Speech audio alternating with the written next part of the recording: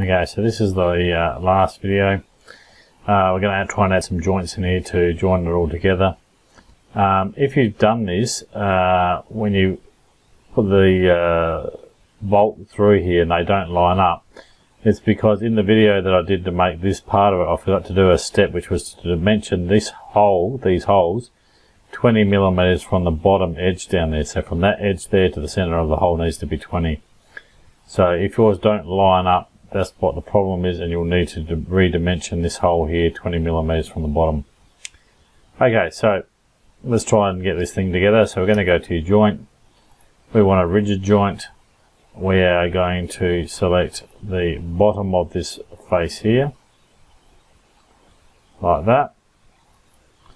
Then we're going to select the face that's going to go on.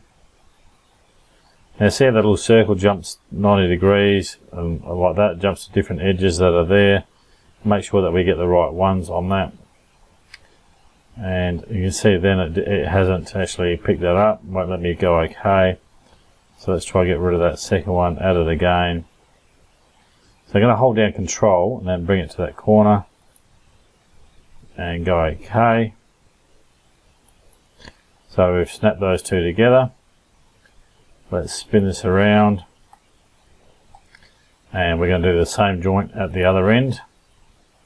So let's rotate our view to underneath and again pick that face that we want there,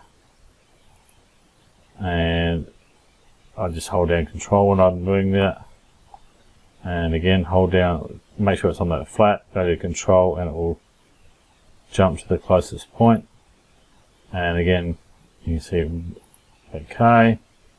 So we've got those two now constrained. Now this one here we want to do as a sliding joint. So I'm going to zoom in on one of these little fillets that we've got going on in here. So again another joint. This one here is going to be a slider. Now the first joint we're going to get is we want it to select all of the inside face there rather than just that line. So we want all of that. And then the second one is obviously on that line there. So we want that to be on that same point and go OK.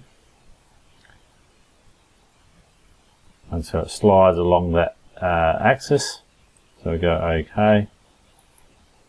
So now we've got that. Now if I zoom out again, you can see that this part here I can slide it, but I can't actually move it up and down or off of those things, so it's constrained to that face. Okay, let's spin around and have a look at the shaft part of it.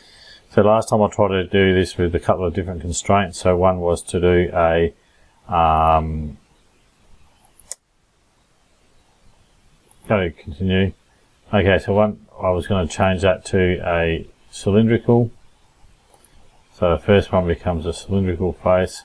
So what I'm wanting is, say, the axis that's in there to be the same as to join onto this axis that's in here. So I want this part here. So let's try that. And the second part is that I want that. There you go. You can see that it's on the right axis now. So I'll spin that around, that all looks good. Now what we want to do, so we're going to go OK on that. What I need to do now is, yep, that's in the right spot, but you can see that it will go all the way through. So we need to stop that, so tell it how far it's got to be. To do that, we're going to add a second joint in there. And we're going to go continue. And we want to change this one to a planar joint. And we want to select that plane that's there, and we want to join that up to that face that is there. So component 2 should be, if we can get that. Why is that not going to let me do that?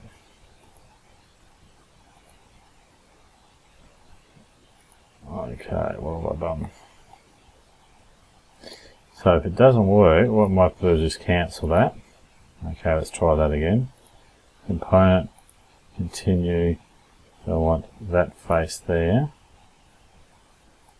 and we want to join that to this one, but we want to change that to a planar. Let's select the second face, and we should be able to get that